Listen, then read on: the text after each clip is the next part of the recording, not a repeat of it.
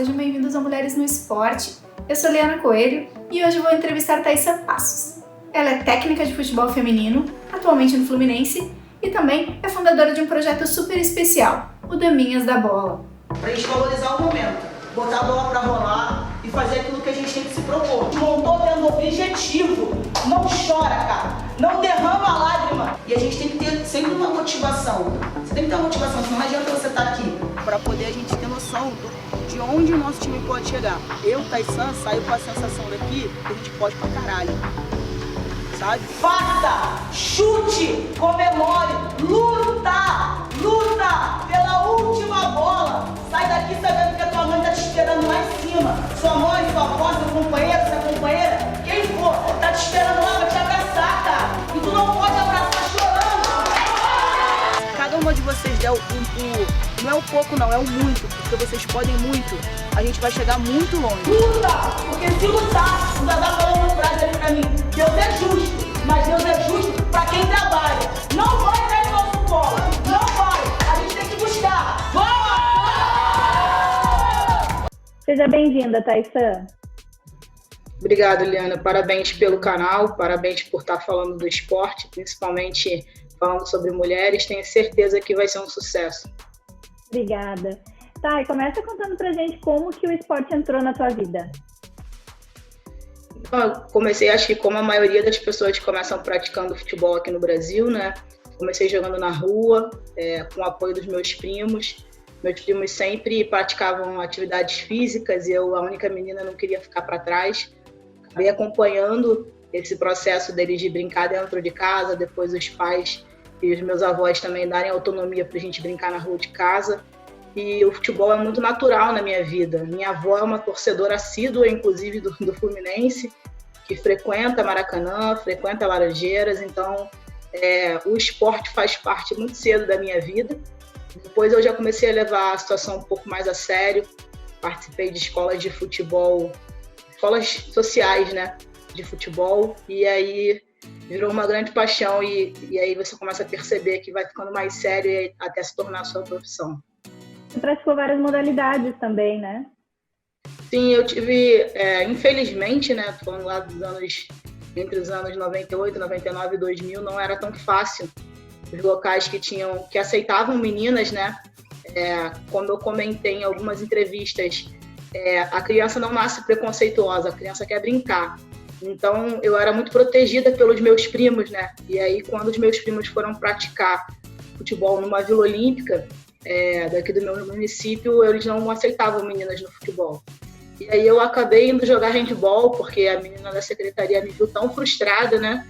Não, vamos tentar achar alguma coisa que seja mais parecida com o futebol. E aí eu fui pro handball. Eu agradeço também porque a minha vivência na Vila Olímpica me fez ter um amor à educação física, não só ao futebol. Eu pratiquei inúmeros esportes lá. Joguei handball, joguei voleibol, fiz atletismo, cheguei a fazer arremesso de peso. Eu fiz tudo isso até conseguir voltar para a minha paixão mesmo, que era o futebol. Como que tu encarou o preconceito, assim, nesse começo de carreira, né? Porque tu já falou de algumas dificuldades, de não aceitarem meninas, né? Como que foi para ti encarar tudo isso? Então, a minha vida era muito tranquila até os meus 12, 13 anos, quando eu tinha o convívio com o meu primo, com os meus primos, né, e com os meus avós.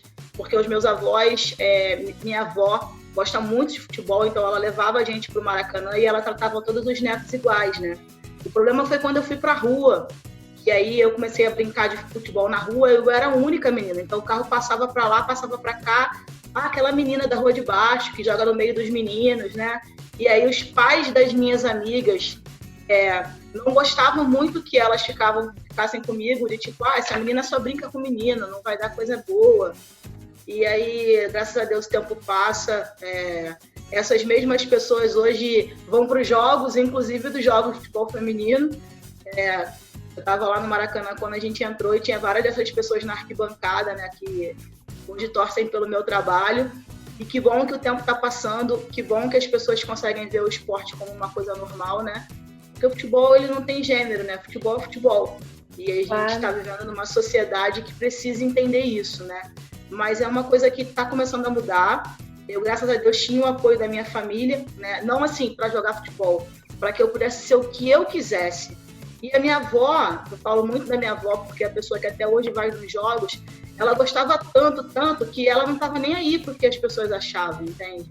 Então, esse início, essa faixa etária até 13 anos, eu tive um suporte bem grande da minha família, principalmente a proteção dos meus primos. Que bom, isso é super importante, né? E ainda sobre o preconceito, como é ser técnica de futebol no Brasil? A gente, assim como o racismo, assim como as questões de gêneros, assim como a questão de oportunidade, a gente vive uma falsa visão de que não existe. Ela existe sim, e quando a gente se propõe a falar, a gente é muito mimimi, né? Porque tá com mimimi. O fato do futebol feminino ser obrigatório não quer dizer que as pessoas vão, de repente, começar a ver o futebol feminino de uma outra maneira, ou até mesmo eu, como treinadora, de uma outra maneira. A gente mata 20 leões por dia, né? E a partir do momento que você começa a mostrar a sua capacidade profissional, as coisas começam a ter uma melhora. Óbvio que qualquer pessoa, você na sua profissão, você entra no vestiário e você é vista de uma outra maneira. Então, assim, eu não posso só falar a Taysan técnica de futebol. As mulheres, a gente vive um preconceito muito grande, a gente é taxada que a gente precisa estar exercendo uma profissão que a sociedade encara como uma profissão feminina. E isso não é real, né? Então, eu acho que eu seria muito cruel de me ver só, isso acontece só com o futebol feminino. Não, isso acontece com a mulher na sociedade. Eu tenho certeza que até você ter a oportunidade de ser vista como alguém que está entrando no vestiário para fazer o seu trabalho, muita gente fecha a porta, muita gente vira a cara, né? E aí a gente tem que engolir aquilo ali, a gente tem que ser educada e passando algumas coisas, porque a partir do momento que a gente se expõe, a gente passa a dar força para que outras pessoas também encarem esse desafio, né? Exatamente, dentro disso ainda, né? Por que tu ainda acha que tem tanta resistência do público com o futebol feminino? A gente não pode esquecer que durante 40 anos o futebol feminino foi proibido no Brasil, né? As mulheres passavam por uma situação de que algumas modalidades esportivas, inclusive o futebol, eram consideradas modalidades agressivas, né? Porque a questão da saúde da mulher, né? Acho que os governantes do país naquela época acreditavam que o futebol era uma coisa agressiva e poderia prejudicar a nossa reprodução, né? Então, muitas pessoas, a gente está falando de 40 anos, é pouquíssimo tempo. Em 40 anos o Brasil já era tricampeão, né? Acho que já vai para 50 anos o título, né, do tricampeonato. Então, enquanto o Brasil era tri no masculino, o feminino era proibido. Então, assim, a gente está falando de uma modalidade de oportunidades que começam a crescer agora, em que as pessoas são mais educadas, são mais instruídas e começam a perceber que não vai proibir ninguém de ser mãe, que não vai prejudicar o crescimento e o desenvolvimento corporal, que a questão da menstruação não vai matar ninguém.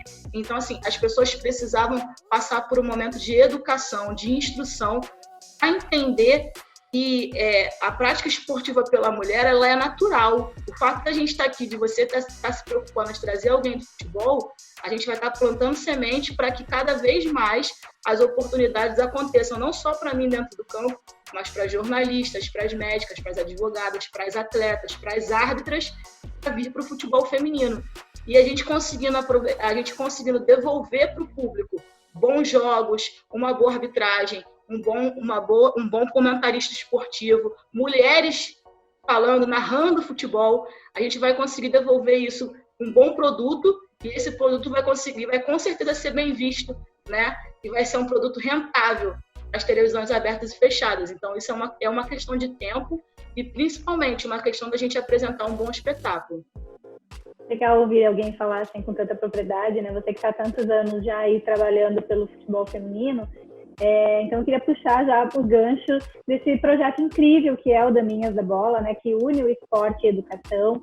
Explica pra gente o que é o projeto, as meninas ganham bolsa de estudo, como que funciona? Começou com as bolsas de estudos, né? Hoje o Daminhas da Bola é uma escola formadora de pessoas, de oportunidades. Então, a gente capacita atletas para o futebol feminino e também profissionais. Grandes profissionais da nossa comissão técnica do Fluminense eram voluntários no Daminhas da Bola, e hoje eu tenho ex-daminhas treinadoras das categorias sub-12 e sub-14. Então, o Daminhas da Bola, eu considero o projeto como uma plataforma de oportunidades e de capacitação para meninas e profissionais do futebol feminino. Eu sou muito feliz como Thaissan treinadora, mas eu sou muito mais feliz como Thaissan fundadora do Daminhas da Bola. Com certeza, a chave que girou na minha vida e no meu entendimento como profissional. Bacana. E através do Daminhas, tu foi para o Fluminense, né? O que significa ter espaço em um clube de ponta? Na verdade, é o destino. Eu acho que eu não acredito em sorte, mas eu acredito um pouco no destino, né? Eu joguei no Fluminense em 2 ocasiões, em 2005, futebol de campo, e em 2012 eu encerrei a minha carreira no Fluminense. O Daminhas da Bola ele não foi escolhido por Fluminense de qualquer maneira, porque eu joguei no clube, até porque a gestão mudou. O Daminhas da Bola foi escolhido pelo Fluminense porque a gente caminha da mesma maneira. O Daminhas acredita na formação da cidadã em primeiro lugar, e o Fluminense também. Então, entendendo que a gente tinha uma metodologia parecida, o Fluminense me procurou para que a gente pudesse estar estreitando laços, né? E aí uma caminhada vitoriosa, 7 atletas na seleção brasileira, 4 oriundas do Daminhas da Bola, 3 da parceria, né? Fluminense, Daminhas da Bola. Então, eu acho que a gente está no caminho certo. É um trabalho a médio e longo prazo. Se a gente estruturar tudo muito bem, a consequência disso são resultados positivos. E o resultado positivo não é só vitória, né? Construção de meninas de bem, a construção de meninas mais conscientes da importância delas na sociedade e, claro, títulos para o clube. Sem dúvida, né? E como que é a tua relação com as jogadoras? É mais de técnica ou mais de amiga / mãe? Eu não sou muito amiga, não, porque amigo às vezes leva você pra furada, né? Amigo às vezes fala aquilo que você quer ouvir. Eu sou mais aquela mãe brona, aquela mãe chata, mas que ama muito. Eu amo muito o que eu faço, eu amo muito todas elas. Bom, para fechar, eu queria te pedir uma mensagem aí para as meninas e mulheres que sonham em trabalhar com esporte, né? Seja como atleta, como jornalista, como profissional que atua na área esportiva, né? E já que você tem aí tantos conselhos para você dar para as meninas, compartilha com a gente aí, deixando uma mensagem de incentivo. Eu adoro o Mário Sérgio Cortella e eu tô lendo esse livro aqui que fala: não nascemos prontos. Então, assim, você pode ser o que você quiser. A gente não nasce pronto. A gente pode se preparar, a gente pode buscar aquilo que a gente quer para nossa vida.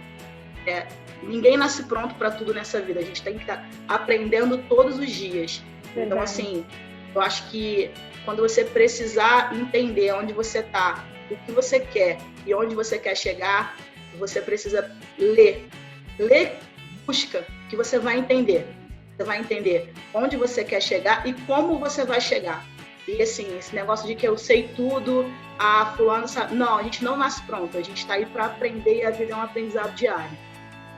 Então, eu quero te agradecer por ter participado do Mulheres no Esporte. Muito obrigada, né, por ter trazido aí tanta experiência. E eu desejo mais sucesso ainda na tua carreira. Nada, eu que te agradeço, te parabenizo mais uma vez pelo canal. À disposição sempre que você precisar. Se precisar das minhas amigas, eu perturbo elas para estar contribuindo com você. Porque, independente de mulheres ou homens, a gente tem que estar aí para o mercado de trabalho, mas nossa obrigação de como mulher é dar a mão para outra mulher, e você está fazendo isso.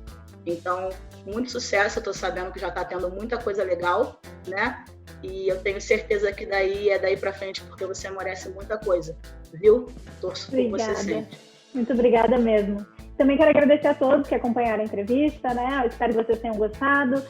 Aproveita para curtir, comentar e compartilhar lá no Instagram, no YouTube e no Facebook, tá bom?